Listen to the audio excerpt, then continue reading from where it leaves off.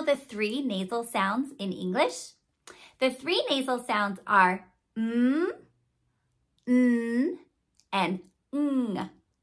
Today we are going to talk about the ng sound, which is actually a digraph. We are going to talk about the ways we spell it, what happens when we put a K after it, and how we can teach this to our little one as something called a glued sound. In case you're new here, my name is Erin. I'm from littleslovelearning.com. I'm a former teacher turned parent educator. I know just how important it is to have parent support in the classroom. And so I want to make sure that you, as the parent, have access to all of this information about how kids learn how to read. If you are equipped with this information, and if you know how to help your child at home, you are going to be so amazed by your child's progress and how much learning they can do because you, as the parent, have the information. So that is what I'm here for. I am here to help you, to support you, so that you can then support your child to learn how to read. So let's dive into today's topic, all about the ng sound. Let me back up for 1 second. Before we talk about the ng sound, you might be wondering when it's appropriate to teach this sound to your little one. So I have something just for you. I have a free end of the year kindergarten literacy goals page, and you can download this and read through it, and you're going to see that you need to teach the ng sound when your child is in kindergarten. And you'll see that because it's on this end of the year literacy goals download. So again, this is free. Just click on the link below, enter your name and email address, and it will be sent directly to your email. Now the ng sound is what we call a digraph. A digraph is when we have two letters that come together and they are now representing one new sound. So we know that the ng sound is spelled with two letters, NG. But N and G are not representing their usual sounds. We don't hear ng. That's not how we say it. Together, N and G are representing a new phoneme, ng. Now, just as a reminder, we in English have about 44 phonemes, 44 different speech sounds, and they're spelled with 26 letters. So the ng sound is a speech sound, it's a phoneme, and it's spelled with two letters, NG. Now the ng sound, as I mentioned, is a nasal sound. Well, what does that mean? It means that we need air going through our nasal passage in order to make that sound. One of the ways that I like to teach nasal sounds is to have my students plug their nose, and then I have them try to make that sound. And it's so much harder to make the sound because they need air going through their nasal. So have them plug their nose, say, and they're gonna feel that the sound gets stuck in their nose, which is really fun.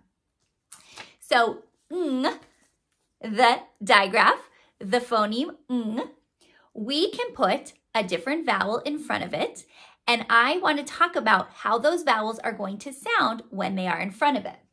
So when we have A in front of this NG digraph, we actually are going to have the long vowel A sound, ang.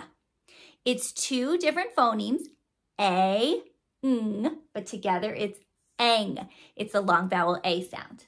Then we have an I in front of the NG, which is very common. And depending on where you live, you might pronounce it differently. Where I live, it doesn't sound like short vowel I, It sounds more like long vowel E, ing. We say ing, which is fine if you don't say it that way, but that's the way that we say it. Then we have ONG, which is going to be short vowel O, ng, ong. And then we have UNG, which is short vowel U, ng, ung.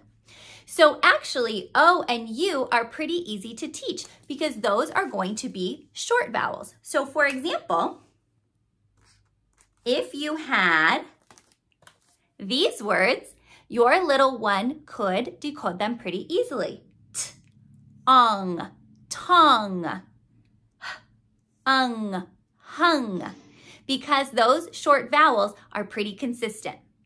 Now, you are going to want to teach the A-N-G, ang, and the ing, I pronounce it ing.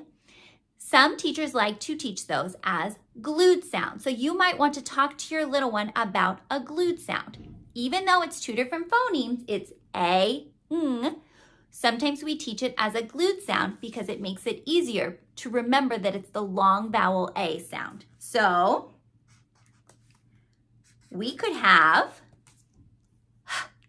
ang, hang, and down here with ing, another one that we can teach as a glued sound, we can have ing, ring.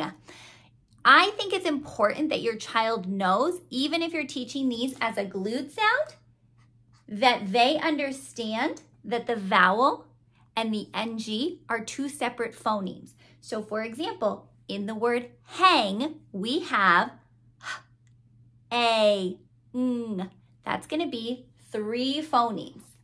So if you're going to teach it as a glued sound, totally fine. Since that A is a little bit tricky to remember, it's long vowel A. Just make sure they know it's 3 phonemes. Same for ring, r, e, ng, 3 phonemes. Same for tong, t, a, ng, 3 phonemes. And same for hung, h, a, ng, 3 phonemes. So keep that in mind if you are going to teach glued sounds, that your child can still hear the separation between the vowel and the digraph ng. Now I want to talk about what happens when the ng sound is before the letter K. And it actually looks like this, NK. Now you might be thinking, wait, isn't that just nk, like the letter N and the letter K together? It's actually not.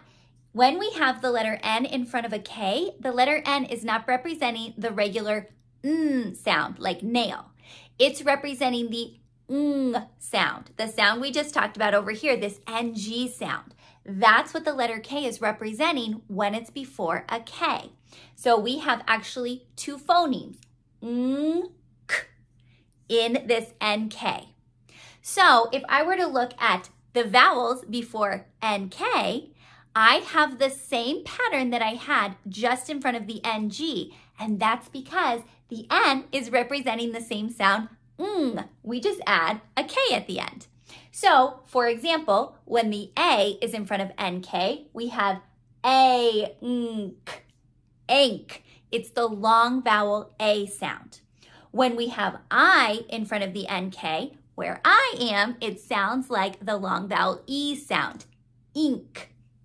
When we have O in front of the NK, it's short vowel O again, ah, nk, onk.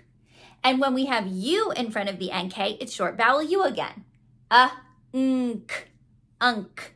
So just like over here with the NG, teaching ONK and UNK is pretty straightforward because they're keeping those short vowel sounds. So we could have, if we look, nk, hunk. And we could have nk, hunk. It's a little bit easier because it's just the short vowels as students would expect to see in a word. Now let me show you though. Over here, we only had 3 phonemes because we had t, ng, tong. But over here, we have nk, hunk. That's 4 phonemes. And here we have nk, hunk. That's 4 phonemes. Again, that's because the N is representing ng and the K is representing k, and those are different. Now, the reason I point this out to you is because I was taking a training last year and I definitely got this wrong on one of my assessments because I wasn't clear on the differences, which is why I'm pointing it out to you. Hopefully you don't have this on an assessment, but if your child wanted to know, this word is only going to be 3 phonemes, but this word is going to be 4 phonemes, and that is why. Now let's go back up here to the long vowels, the A and K. So if we had t, a, nk, tank, we have the long vowel A. That is also 4 phonemes. And if we had s, e, nk, sink, That is also 4 phonemes. And again, where I live, we pronounce it more like the long vowel E sound. It might be different where you live. So make sure when you are teaching your child all about this digraph, and they know it's spelled with NG, you also want to let them know that that same sound can be spelled just with the letter N when there's a K behind it. I hope this information was helpful for you today and not overwhelming. If you would like to teach your child these as glued sounds, like I mentioned earlier, I think that's great. You can teach ang, ing, ong, ung, ank, ink, unk, unk. I think that's awesome. But I wanted you to understand how to go deeper with it with your child, how to separate the words into phonemes, how to hear that sound and how you can spell it with NG or with N with a K after it when it's that sound. Because we as parents, the more we know about the English language and about spelling and phonics, the better off our child is and the better they are going to do when they're learning this information. If they're learning things like this in school and they come home and we don't know how to help them, that can be really frustrating for them and for us because we might think, we never learned this in school. I know when I grew up, this was not a thing. We were not learning about the English language on this deep level. And I absolutely love learning about it now as an adult and being able to help my own kids and teaching them the English language on a deeper level. I think it's going to be so much easier for them to understand phonics rules and also spelling rules.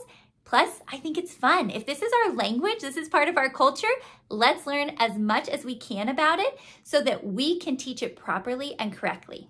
Like I mentioned earlier, I do have this free end of the year kindergarten literacy goals download. So please grab that for yourself so you would be able to see that NG is a standard that we want to teach in kindergarten. We want our little ones to understand that digraph.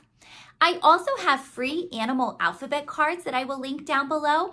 And in that set, you are going to find a flashcard that does have NG on it with an animal for and it has a flashcard for NK, so your little one can practice unk, so that they can practice both of those as they're learning the alphabet.